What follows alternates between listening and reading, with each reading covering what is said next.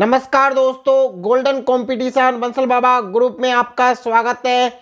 NCERT dictation start होगा कुछ second बाद। सर्वेश्वर दयाल सक्सेना का जन्म सन 1927 में जिला बस्ती उत्तर प्रदेश में हुआ। स्टॉप। उनकी उच्च शिक्षा इलाहाबाद विश्वविद्यालय से हुई। स्टॉप। वे अध्यापक आकाशवाणी में सहायक प्रोड्यूसर दिनमान में उप संपादक और पराग के संपादक रहे। स्टॉप। सन 1983 में उनका आकस्मिक निधन हो गया। स्टॉप। सर्वेश्वर बहुमुखी प्रतिभा के साहित्यकार थे। स्टॉप। वे कवि कहानीकार उपन्यासकार निबंधकार और नाटककार थे। स्टॉप।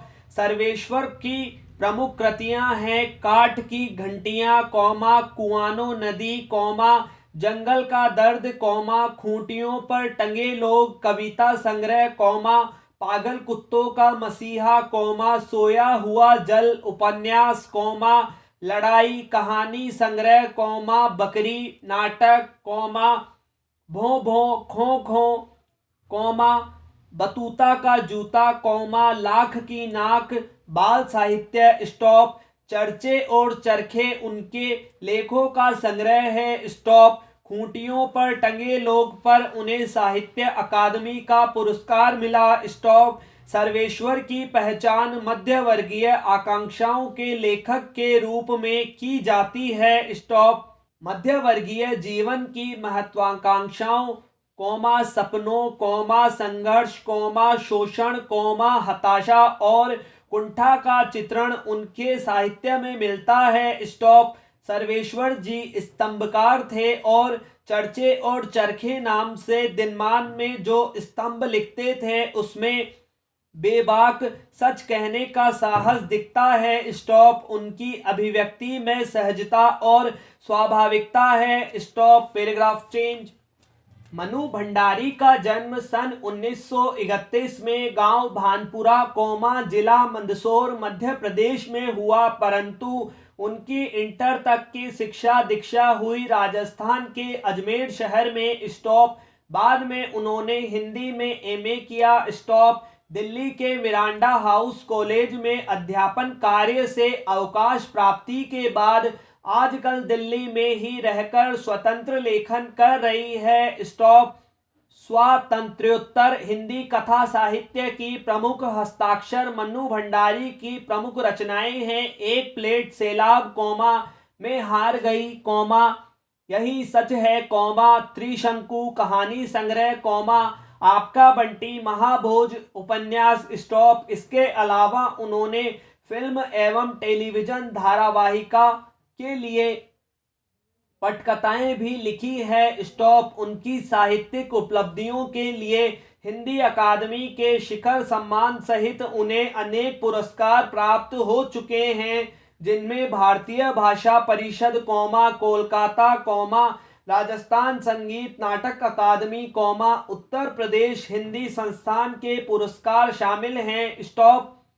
मनु भंडारी की कहानियां हो या उपन्यास, उनमें भाषा और शिल्प की सादगी तथा प्रामाणिक अनुभूति मिलती है। स्टॉप। उनकी रचनाओं में स्त्री मन से जुड़ी अनुभूतियों की अभिव्यक्ति भी देखी जा सकती है। Stop. Paragraph change. Mahavir Prasad Dwivedi का जन्म सन 1864 में ग्राम दौलतपुर जिला रायबरेली उत्तर प्रदेश में हुआ। स्टॉप। परिवार की आर्थिक स्थिति अच्छी न होने के कारण स्कूली शिक्षा पूरी कर उन्होंने रेलवे में नौकरी कर ली। स्टॉप। बाद में उस नौकरी से इस्तीफा देकर सन 1903 में प्रसिद्ध हिंदी मासिक पत्रिका सरस्वती का संपादन शुरू किया और सन 1920 तक उसके संपादन में जुड़े रहे। स्टॉप। सन 1938 में उनका देहांत हो गया। स्टॉप। महावीर प्रसाद द्विवेदी केवल एक व्यक्ति नहीं थे, वे एक संस्था थे जिससे परिचित होना हिंदी साहित्य के गौरवशाली अध्याय से परिचित होना है। स्टॉप। वे हिंदी के पहले व्यवस्थित संपादक भाषा वैज्ञानिक इतिहासकार पुरातत्ववेता कौमा अर्थशास्त्री कौमा समाजशास्त्री कौमा वैज्ञानिक चिंतन एवं लेखन के स्थापक कौमा समालोचक और अनुवादक थे। स्टॉप। उनकी प्रमुख कृतियां हैं रसज्ञ रंजन कौमा साहित्य शिखर कौमा साहित्य संदर्भ कौमा अद्भुत आलाप निबंध संग्रह। स्टॉप। संपत्ति शास्त्र उनकी अर्थशास्त्र से संबंधित पुस्तक है। स्टॉप।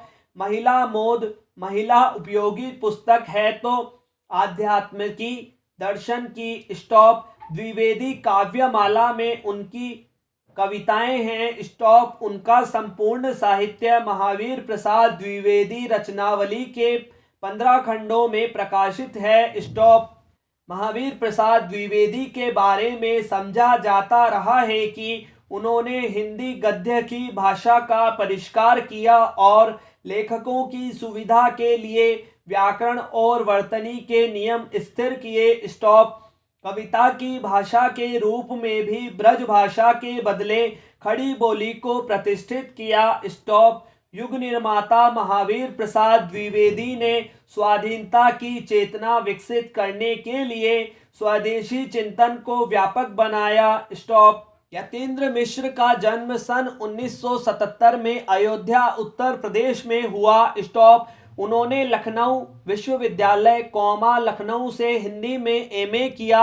स्टॉप। वे आजकल स्वतंत्र लेखन के साथ अर्धवार्षिक साहित्य पत्रिका का संपादन कर रहे हैं। स्टॉप। सन 1999 में साहित्य और कलाओं के संवर्धन और अनुशीलन के लिए एक सांस्कृतिक न्यास विमला देवी फाउंडेशन का संचालन भी कर रहे हैं। स्टॉप।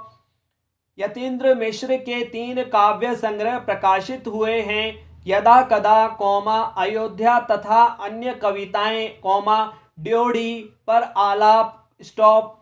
इसके अलावा शास्त्रीय गायिका गिरिजा देवी के जीवन और संगीत साधना पर एक पुस्तक गिरिजा लिखी। स्टॉप। रीतिकाल के अंतिम प्रतिनिधि कवि द्विजदेव की ग्रंथावली का सह संपादन किया। स्टॉप। कुंवर नारायण पर केंद्रित 2 पुस्तकों के अलावा स्पिक मैके के लिए विरासत 2001 के कार्यक्रम के लिए रूपंकर कलाओं पर केंद्रित थाती का संपादन भी किया। स्टॉप।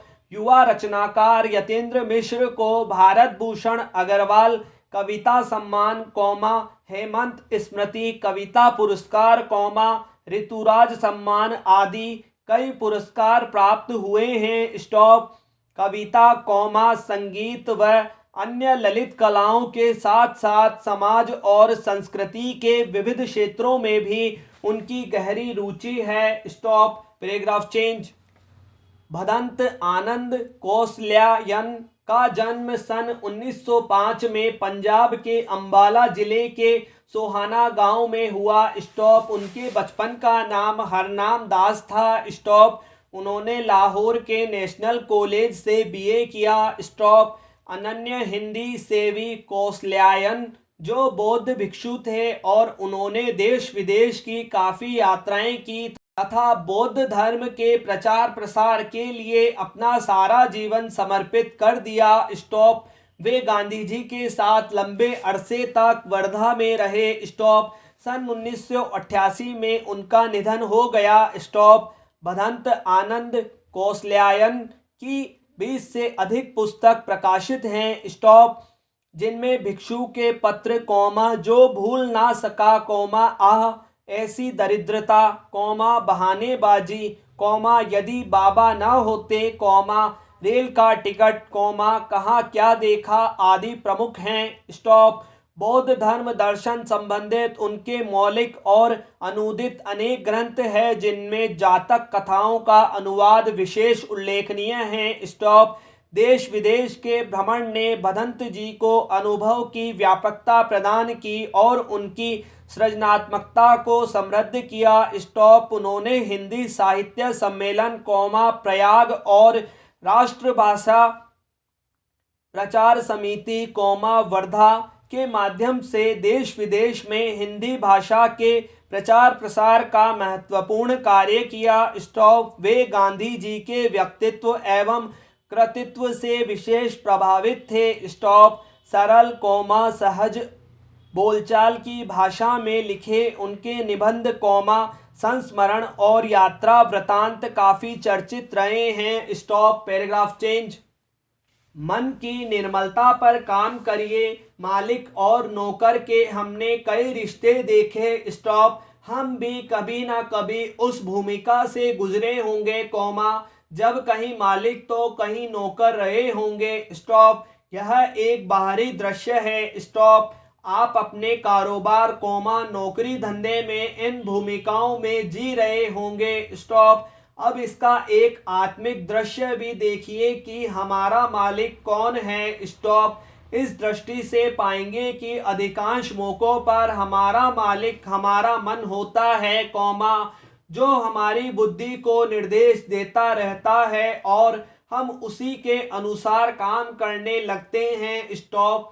कभी कभी तो कुछ काम न चाहते हुए भी करते हैं, क्योंकि मन को गलत में रुचि होती है और वह ऐसे ही आदेश देता भी है। स्टॉप। समाप्त।